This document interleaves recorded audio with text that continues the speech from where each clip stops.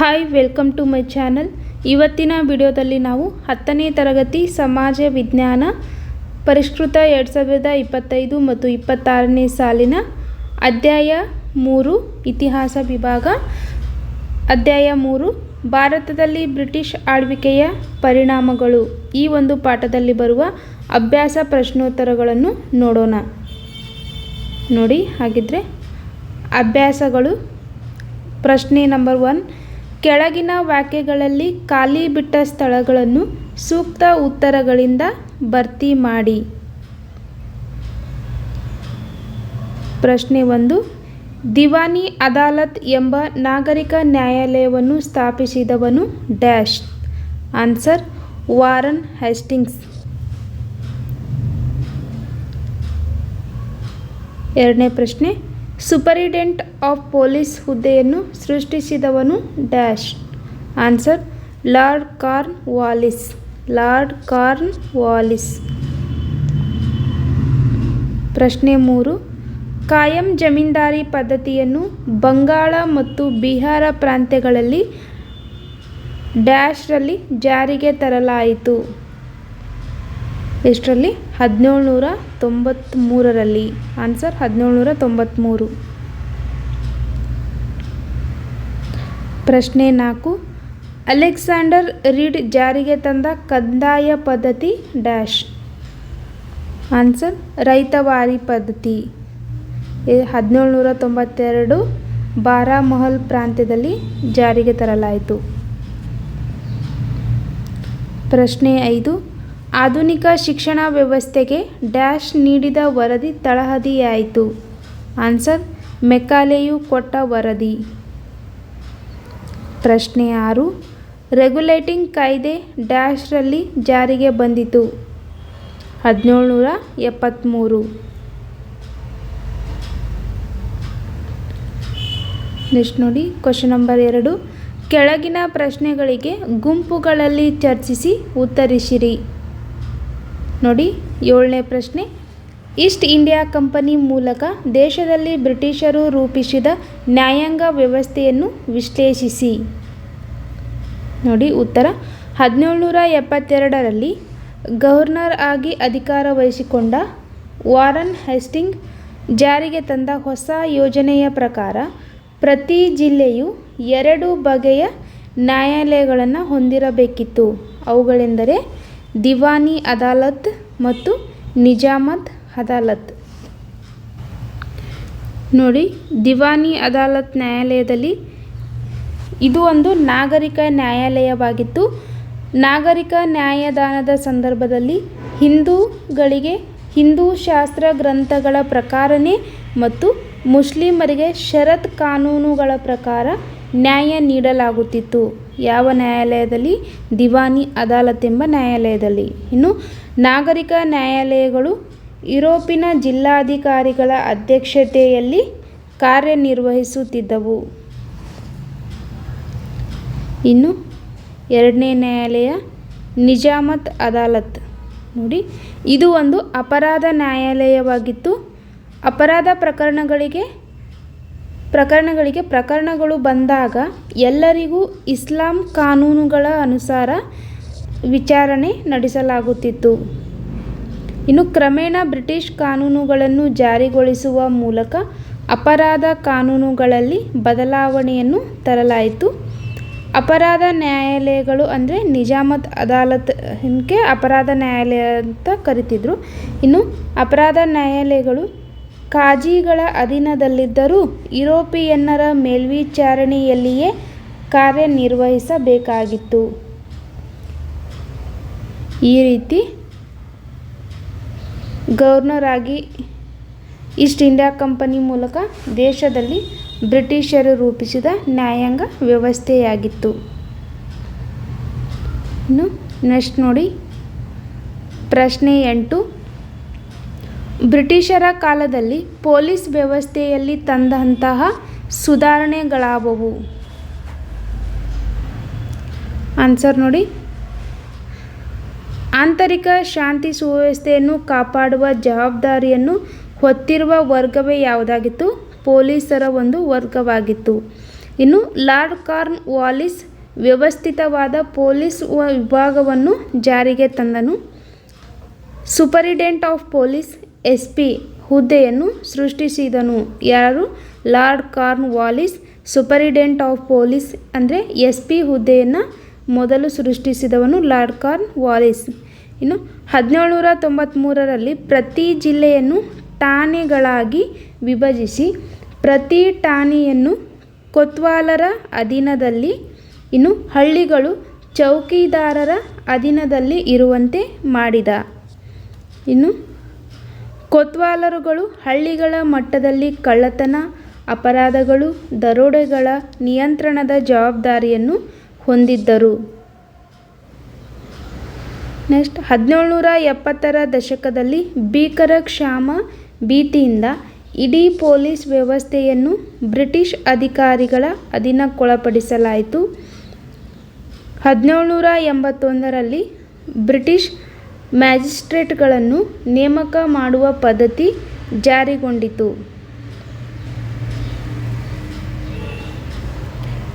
Police ಅಧಿಕಾರಿಗಳೇನು ಮಾಡ್ತಾರೆ?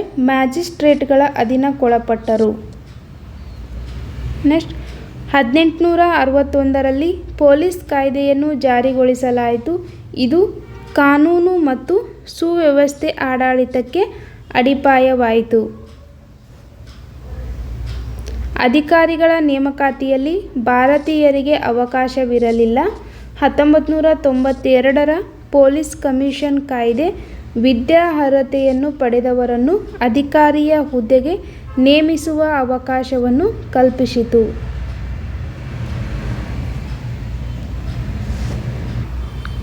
ಇದೆಲ್ಲವೂ British ಕಾಲದಲ್ಲಿ ಪೊಲೀಸ್ ವ್ಯವಸ್ಥೆಯಲ್ಲಿ ತಂದಂಥ ಸುಧಾರಣೆಗಳಾಗಿದ್ದವು. ಇನ್ನು ನೆಕ್ಸ್ಟ್ ನೋಡಿ, ಪ್ರಶ್ನೆ 9. ಬ್ರಿಟಿಷ್ ಭೂ ಕಂದಾಯ ನೀತಿಗಳಿಂದ ಭಾರತದ ರೈತರು ಸಾಲದಲ್ಲೇ ಹುಟ್ಟಿ, ಸಾಲದಲ್ಲೇ ಬದುಕಿ, ಸಾಲದಲ್ಲೇ ಸಾಯುವಂತೆ ಆಯಿತು. ಹೇಗೆ? ವಿಮರ್ಶಿಸಿ. ಉತ್ತರ: ಬ್ರಿಟಿಷ್ ಈಸ್ಟ್ ಇಂಡಿಯಾ ಕಂಪನಿಯು ತನ್ನ ಆರ್ಥಿಕ ಹಿತಾಸಕ್ತಿಗಳನ್ನು ಸುಸ್ಥಿರಗೊಳಿಸಿಕೊಳ್ಳುವ ಸಲುವಾಗಿ ಕಾಯಂ ಜಮೀನ್ದಾರಿ ಪದ್ಧತಿ, ಮಹಲ್ವಾರಿ ಪದ್ಧತಿ, ರೈತವಾರಿ ಪದ್ಧತಿ ಎಂಬ 3 ಹೊಸ ಬಗೆಯ ಕಂದಾಯ ನೀತಿಗಳನ್ನು ಜಾರಿಗೊಳಿಸಿತು. ನೋಡಿ, ರೈತರನ್ನು ಶೋಷಿಸುವ ಹೊಸ ಸಾಮಾಜಿಕ ವರ್ಗವಾದ ಜಮೀನ್ದಾರಿ ಸಮುದಾಯ ಇದರಿಂದಾಗಿ ಸೃಷ್ಟಿಯಾಯಿತು. ಇನ್ನು ಜಮೀನ್ದಾರರ ಶೋಷಣೆಗೆ ಒಳಗಾದ ರೈತರು ವಿವಿಧ ಬಗೆಯ ಸಂಕಷ್ಟಗಳಿಗೆ ಒಳಗಾದರು. ಭೂಮಿ ಮಾರಾಟದ ವಸ್ತುವಾಯಿತು. ಇದನ್ನು ಪರಭಾರೆ ಮಾಡಿ ಹಣವನ್ನು ಸಾಲವಾಗಿ ಪಡೆಯಬಹುದಾಗಿತ್ತು. ಅನೇಕ ಜಮೀನ್ದಾರರು ಕೂಡ ಕಂದಾಯವನ್ನು ಸಲ್ಲಿಸುವ ಸಲುವಾಗಿ ತಮ್ಮ ಜಮೀನನ್ನು ಪರಭಾರೆ ಮಾಡಿದರು. ಕೃಷಿ ಕ್ಷೇತ್ರವು ವಾಣಿಜ್ಯೀಕರಣಗೊಂಡು ಇಂಗ್ಲೆಂಡಿನಲ್ಲಾದ ಕೈಗಾರೀಕರಣದಿಂದ ಅಲ್ಲಿನ ಕೈಗಾರಿಕೆಗಳಿಗೆ ಬೇಕಾದ ಕಚ್ಚಾ ವಸ್ತುಗಳನ್ನೇ ಬೆಳೆಯಬೇಕಾಯಿತು. ಹಣದ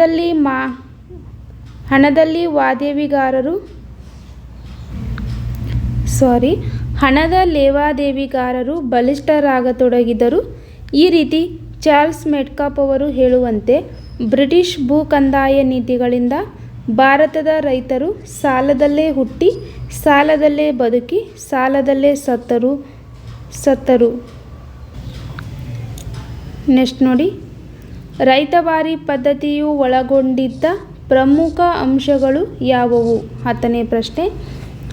ಇನ್ನು ಉತ್ತರ: ಭೂಮಿಯ ಉಳುಮೆದಾರನನ್ನು ಭೂಮಿಯ ಮಾಲೀಕ ಎಂದು ಗುರುತಿಸಲಾಯಿತು. ರೈತರು ಮತ್ತು ಕಂಪನಿಯು ನೇರವಾಗಿ ಸಂಬಂಧ ಹೊಂದಿದ್ದರು.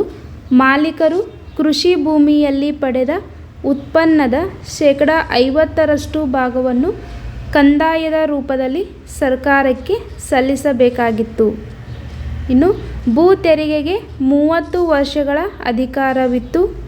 ಬ್ರಿಟಿಷ್ ಅಧಿಕಾರಿಗಳು ದಂಡನಾತ್ಮಕ ಕ್ರಮಗಳನ್ನು ಕೈಗೊಂಡರು ಭೂ ಕಂದಾಯ ವಸೂಲಿ ಮಾಡಲು. ಬೆಳೆಗಳು ವಿಫಲವಾದಾಗಲೆಲ್ಲ ರೈತರು ಲೇವಾದೇವಿ ದರದಿಂದ ಸಾಲವನ್ನು ಪಡೆಯುತ್ತಾರೆ. ಇವು ರೈತವಾರಿ ಪದ್ಧತಿ ಒಳಗೊಂಡಿದ್ದ ಪ್ರಮುಖ ಅಂಶಗಳು. ಇನ್ನು ಪ್ರಶ್ನೆ 11. ಬ್ರಿಟಿಷರ ಕಂದಾಯ ನೀತಿಗಳಿಂದ ಉಂಟಾದ ಪರಿಣಾಮಗಳಾವುವು? ನೋಡಿ, ರೈತರನ್ನು ಶೋಷಿಸುವ ಹೊಸ ಸಾಮಾಜಿಕ ವರ್ಗವಾದ ಜಮೀನ್ದಾರಿ ಸಮುದಾಯ ಬ್ರಿಟಿಷರ ಕಂದಾಯ ನೀತಿಯಿಂದ ಸೃಷ್ಟಿಯಾಯಿತು. 2. ಜಮೀನ್ದಾರರ ಶೋಷಣೆಗೆ ಒಳಗಾದ ರೈತರು ವಿವಿಧ ಬಗೆಯ ಸಂಕಷ್ಟಗಳಿಗೆ ಒಳಗಾದರು, ಕ್ರಮೇಣ ನಿರ್ಗತಿಕರಾದರು. ಇನ್ನು ಭೂಮಿ ಮಾರಾಟದ ವಸ್ತುವಾಯಿತು. ಇದನ್ನು ಪರಭಾರೆ ಮಾಡಿ ಹಣವನ್ನು ಸಾಲವಾಗಿ ಪಡೆಯಬಹುದಾಗಿತ್ತು. ಅನೇಕ ಜಮೀನ್ದಾರರು ಕೂಡ ಕಂದಾಯವನ್ನು ಸಲ್ಲಿಸುವ ಸಲುವಾಗಿ ತಮ್ಮ ಜಮೀನನ್ನು ಪರಭಾರೆ ಮಾಡಿದರು. 5. ಕೃಷಿ ಕ್ಷೇತ್ರವು ವಾಣಿಜ್ಯೀಕರಣಗೊಂಡು ಇಂಗ್ಲೆಂಡಿನಲ್ಲಾದ ಕೈಗಾರೀಕರಣದಿಂದ ಅಲ್ಲಿನ ಕೈಗಾರಿಕೆಗಳಿಗೆ ಬೇಕಾದ ಕಚ್ಚಾ ವಸ್ತುಗಳನ್ನೆಲ್ಲ ಬೆಳೆಯಬೇಕಾಯಿತು. 6. ಹಣದ ಲೇವಾದೇವಿಗಾರರು ಬಲಿಷ್ಠರಾಗತೊಡಗಿದರು. ಇವು ಬ್ರಿಟಿಷರ ಭೂಕಂದಾಯ ನೀತಿಯಿಂದ ಉಂಟಾದ ಪರಿಣಾಮಗಳು. ನೆಕ್ಸ್ಟ್ ನೋಡಿ, ಪ್ರಶ್ನೆ 12. ಬ್ರಿಟಿಷ್ ಶಿಕ್ಷಣದಿಂದ ಉಂಟಾದ ಪರಿಣಾಮಗಳನ್ನು ಪಟ್ಟಿ ಮಾಡಿ. ಪರಿಣಾಮಗಳು: 1. ಭಾರತೀಯರು ಆಧುನಿಕತೆ, ಜಾತ್ಯತೀತತೆ, ಪ್ರಜಾಪ್ರಭುತ್ವ, ವೈಜ್ಞಾನಿಕ ಆಲೋಚನಾ ಕ್ರಮದ ಜೊತೆಗೆ ರಾಷ್ಟ್ರೀಯವಾದಿ ದೃಷ್ಟಿಕೋನಗಳನ್ನು ಬೆಳೆಸಿಕೊಳ್ಳಲು ಸಾಧ್ಯವಾಯಿತು. 2. ಸ್ಥಳೀಯ ಭಾಷೆಗಳು ಮತ್ತು ಸಾಹಿತ್ಯ ರಚನೆಗಳಿಗೆ ಪ್ರೋತ್ಸಾಹ ದೊರೆಯಿತು. ಇದರಿಂದ ವಿದ್ಯಾವಂತ ವರ್ಗದ ಆಲೋಚನೆ ಕ್ರಮದಲ್ಲಿ ಏಕತೆಯ ಸ್ವರೂಪವನ್ನು ಕಾಣುತ್ತೇವೆ. 3. ವೃತ್ತಪತ್ರಿಕೆಗಳು ಹುಟ್ಟಿ ಬೆಳೆಯತೊಡಗಿದವು. ವಿಶೇಷವಾಗಿ 19ನೇ ಶತಮಾನದ ಉತ್ತರಾರ್ಧದಲ್ಲಿ ಪತ್ರಿಕೆಗಳಲ್ಲಿ ಸರ್ಕಾರದ ನೀತಿಗಳನ್ನು ವಿಮರ್ಶಿಸುವ ಮೂಲಕ ಭಾರತೀಯರಲ್ಲಿ ಬ್ರಿಟಿಷ್ ಆಡಳಿತದ ಬಗ್ಗೆ ವಿಮರ್ಶಾತ್ಮಕ ಅಭಿಪ್ರಾಯ ಬೆಳೆಯಲು ಸಾಧ್ಯವಾಯಿತು. 4. ಹೊಸ ಸಾಮಾಜಿಕ ಮತ್ತು ಧಾರ್ಮಿಕ ಸುಧಾರಣಾ ಚಳುವಳಿಗಳು ಹುಟ್ಟಿಕೊಂಡವು. 5. ಜೆ.ಎಸ್. ಮಿಲ್, ರೋಸೋ, ಮಾಂಟೆಸ್ಕ್ಯೂ ಮುಂತಾದವರ ಚಿಂತನೆಗಳು ಭಾರತೀಯ ವಿದ್ಯಾವಂತರ ಆಲೋಚನಾ ಕ್ರಮದಲ್ಲಿ ನಾವೀನ್ಯತೆಯನ್ನು ತಂದವು. 6. ಜಗತ್ತಿನಾದ್ಯಂತ ನಡೆಯುತ್ತಿದ್ದ ಸ್ವಾತಂತ್ರ್ಯ ಚಳವಳಿಗಳ ಪ್ರಭಾವ ಭಾರತೀಯರ ಮೇಲೆ ಆಯಿತು. 7. ಭಾರತೀಯರು ತಮ್ಮ ಸಮೃದ್ಧ ಸಾಂಸ್ಕೃತಿಕ ಪರಂಪರೆಗಳನ್ನು ಅರಿತುಕೊಳ್ಳಲು ಸಾಧ್ಯವಾಯಿತು. ಇವು ಬ್ರಿಟಿಷ್ ಶಿಕ್ಷಣದಿಂದ ಉಂಟಾದ ಪರಿಣಾಮಗಳು. ನೆಕ್ಸ್ಟ್ ಪ್ರಶ್ನೆ 13. ರೆಗ್ಯುಲೇಟಿಂಗ್ ಕಾಯ್ದೆ ಹೊಂದಿದ್ದ ನಿಬಂಧನೆಗಳಾವುವು? ನೋಡಿ, ಉತ್ತರ: ರೆಗ್ಯುಲೇಟಿಂಗ್ ಈ ಕಾಯ್ದೆ ಪ್ರಕಾರ ಬಂಗಾಳದ ಪ್ರೆಸಿಡೆನ್ಸಿಯು ಉಳಿದ 2 ಪ್ರೆಸಿಡೆನ್ಸಿಗಳ ಮೇಲೂ ಅಧಿಕಾರ ಪಡೆಯಿತು. ಇನ್ನು ಬಂಗಾಳದ ಗವರ್ನರ್ 3 ಪ್ರೆಸಿಡೆನ್ಸಿಗಳಿಗೆ ಗವರ್ನರ್ ಜನರಲ್ ಆದನು. ಗವರ್ನರ್ ಜನರಲ್ಗೆ ಬಾಂಬೆ, ಮದ್ರಾಸ್ ಪ್ರೆಸಿಡೆನ್ಸಿಗಳಿಗೆ ನಿರ್ದೇಶಿಸುವ, ನಿಯಂತ್ರಿಸುವ ಅಧಿಕಾರ ನೀಡಿತು. ಇಲ್ಲಿ 3 ಪ್ರೆಸಿಡೆನ್ಸಿಗಳಂದರೆ ಬಾಂಬೆ, ಮದ್ರಾಸ್ ಮತ್ತು ಬಂಗಾಳ, ಇವು 3 ಪ್ರೆಸಿಡೆನ್ಸಿಗಳಾಗಿದ್ದವು. ಬಂಗಾಳ ಪ್ರೆಸಿಡೆನ್ಸಿ ಉಳಿದ 2 ಪ್ರೆಸಿಡೆನ್ಸಿಗಳಂದರೆ ಬಾಂಬೆ ಮತ್ತು ಮದ್ರಾಸ್ ಪ್ರೆಸಿಡೆನ್ಸಿಗಳ ಮೇಲೂ ಅಧಿಕಾರವನ್ನು ಪಡೆಯಿತು. 3ನೇದು ನೋಡಿ, ಗವರ್ನರ್ ಜನರಲ್ಗೆ ಬಾಂಬೆ, ಮದ್ರಾಸ್ ಪ್ರೆಸಿಡೆನ್ಸಿಗಳಿಗೆ ನಿರ್ದೇಶಿಸುವ, ನಿಯಂತ್ರಿಸುವ ಅಧಿಕಾರವನ್ನು ನೀಡಿತು. ಇನ್ನು ಬಂಗಾಳ ಸರ್ಕಾರ ಮತ್ತು ಇಂಗ್ಲೆಂಡಿನ ನಿರ್ದೇಶಕ ಮಂಡಳಿ ಪೂರ್ವಾನುಮತಿ ಇಲ್ಲದೆ ಬಾಂಬೆ, ಮದ್ರಾಸ್ಗಳು ಯಾರ ಮೇಲೂ ಯುದ್ಧ ಮತ್ತು ಶಾಂತಿ ಸಂಧಾನವನ್ನು ಮಾಡುವಂತಿರಲಿಲ್ಲ.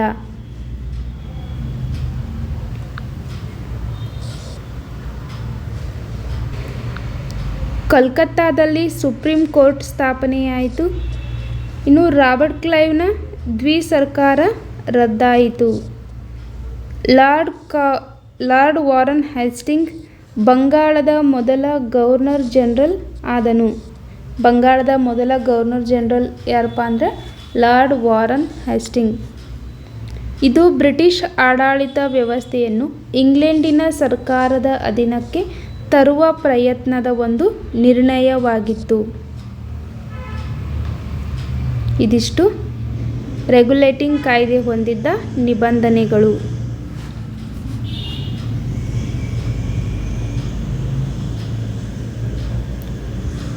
ನೆಕ್ಸ್ಟ್ ನೋಡಿ, ಪ್ರಶ್ನೆ ನಂಬರ್ 14. 1858ರ ಭಾರತ ಸರ್ಕಾರದ ಕಾಯ್ದೆಯ ಪ್ರಮುಖ ಅಂಶಗಳು ಯಾವುವು? ಉತ್ತರ ನೋಡಿ, ಭಾರತ ಸರ್ಕಾರದ 1858ರ ಭಾರತ ಸರ್ಕಾರ ಕಾಯ್ದೆಯ ಪ್ರಮುಖ ಅಂಶಗಳು ಈ ರೀತಿ ಇವೆ. ಮೊದಲೇದು, ಬ್ರಿಟಿಷ್ ಈಸ್ಟ್ ಇಂಡಿಯಾ ಕಂಪನಿ ಮಾನ್ಯತೆ ರದ್ದುಗೊಳಿಸಿ ಭಾರತವನ್ನು ಬ್ರಿಟನ್ನಿನ ರಾಣಿಯವರ ಆಡಳಿತಕ್ಕೆ ವರ್ಗಾಯಿಸಲಾಯಿತು. 2, ಗವರ್ನರ್ ಜನರಲ್ ಹೃದಯಪದ ನಾಮವನ್ನು ಬದಲಾಯಿಸಿ ವೈಸರಾಯ್ ಎಂಬ ಪದನಾಮವನ್ನು ನೀಡಿದರು. ಮೊದಲ ವೈಸರಾಯಾಗಿ ಲಾರ್ಡ್ ಕ್ಯಾನಿಂಗ್ ನೇಮಕಗೊಂಡರು. ನೋಡಿ, ಮೊದಲು ಗವರ್ನರ್ ಜನರಲ್ ಅಂತ ಕರಿತಿದ್ರು, ಅದರ ಬದಲಾಗಿ ವೈಸರಾಯ್ ಎಂಬ ಪದನಾಮವನ್ನು ನೀಡಿದರು. ಅಂದರೆ ವೈಸರಾಯ್ ಅಂತ ಬದಲಾಯಿಸಿದ ನಂತರ ಮೊದಲು ವೈಸರಾಯ್ ಆಗಿ ನೇಮಕಗೊಂಡವರು ಲಾರ್ಡ್ ಕ್ಯಾನಿಂಗ್. ಇನ್ನು 3, secretary of state for India ಸ್ಥಾನವನ್ನು ಬ್ರಿಟಿಷ್ ಸರ್ಕಾರ ಸೃಷ್ಟಿಸಿತು. ಬ್ರಿಟಿಷ್ ಮಂತ್ರಿಮಂಡಲದ ಸದಸ್ಯರಾಗಿದ್ದ ಇವರು ಭಾರತದ ಆಡಳಿತವನ್ನು ನೋಡಿಕೊಳ್ಳುವ ಜವಾಬ್ದಾರಿಯನ್ನು ಹೊಂದಿದ್ದರು. 4, ಇವರಿಗೆ ಸಹಾಯ ಮಾಡಲು 15 ಸದಸ್ಯರನ್ನು ಒಳಗೊಂಡ ಭಾರತ ಮಂಡಳಿ ಅಂದರೆ ಕೌನ್ಸಿಲ್ ಆಫ್ ಇಂಡಿಯಾ ಅಸ್ತಿತ್ವಕ್ಕೆ ಬಂದಿತು. 1858ರ ಭಾರತ ಸರ್ಕಾರ ಕಾಯ್ದೆಯ ಪ್ರಮುಖ ಅಂಶಗಳು. ನೆಕ್ಸ್ಟ್ ನೋಡಿ, 15ನೇ ಪ್ರಶ್ನೆ. 1935ರ ಭಾರತ ಸರ್ಕಾರದ ಕಾಯ್ದೆ ಭಾರತ ಸಂವಿಧಾನದ ಬುನಾದಿ ಸಮರ್ಥಿಸಿ. ನೋಡಿ, ಉತ್ತರ, ಭಾರತ ಸಂವಿಧಾನದ ರಚನೆಗೆ ಈ ಕಾಯ್ದೆಯು ಬುನಾದಿಯಾಗಿದೆ. ಈ ಕಾಯ್ದೆಯ ರೂಪಗಳನ್ನು ಮೋತಿಲಾಲ್ ನೆಹರು ಅವರ ಅಧ್ಯಕ್ಷತೆಯಲ್ಲಿ ತಯಾರಾದ 1928ರ ವರದಿ ಮುಖ್ಯವಾಗಿದೆ. ಸಂವಿಧಾನದ ಬಹುತೇಕ ಅಂಶಗಳು ಈ ಕಾಯ್ದೆಯನ್ನು ಆಧರಿಸಿ ರಚಿಸಲಾಗಿದೆ.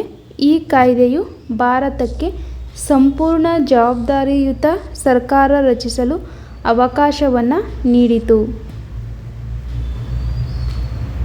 ನೋಡಿ, ಬ್ರಿಟಿಷ್ ಪ್ರಾಂತ್ಯ, ದೇಶೀಯ ಸಂಸ್ಥಾನ ಹಾಗೂ ಆಶ್ರಿತ ರಾಜ್ಯರನ್ನೊಳಗೊಂಡು ಅಖಿಲ ಭಾರತ ಒಕ್ಕೂಟವನ್ನು ರಚಿಸಲು ಅವಕಾಶ ನೀಡಿತು. ಕೇಂದ್ರದಲ್ಲಿ ದ್ವಿಸರ್ಕಾರವನ್ನು ಸ್ಥಾಪಿಸಲಾಯಿತು. ಭಾರತೀಯ ರಿಸರ್ವ್ ಬ್ಯಾಂಕ್ ಸ್ಥಾಪನೆಯ ಅವಕಾಶ ನೀಡಿತು. ಪ್ರಾಂತ್ಯಗಳಲ್ಲಿ ದ್ವಿಸರ್ಕಾರ ಪದ್ಧತಿಯನ್ನು ರದ್ದು ಮಾಡಿ ಸ್ವಾಯತ್ತತೆಯನ್ನು ನೀಡಿತು. ಭಾರತದಲ್ಲಿ ಫೆಡರಲ್ ಕೋರ್ಟ್ ಸ್ಥಾಪನೆಗೆ ಅವಕಾಶವನ್ನು ನೀಡಿತು.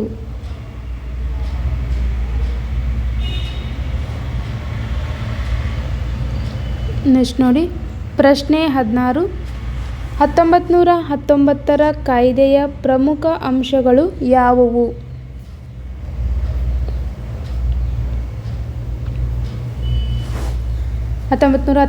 ಕಾಯ್ದೆಯ ಪ್ರಮುಖ ಅಂಶಗಳು ಈ ರೀತಿ ಇವೆ. ಉತ್ತರ, ಕೇಂದ್ರದಲ್ಲಿ ದ್ವಿಸದನ ಶಾಸಕಾಂಗ ರಚನೆಗೆ ಅವಕಾಶ ನೀಡಲಾಯಿತು. ಶಾಸಕಾಂಗ ಸಭೆಯನ್ನು ಕೆಳಮನೆ ಮತ್ತು ರಾಜ್ಯಗಳ ಪರಿಷತ್ತು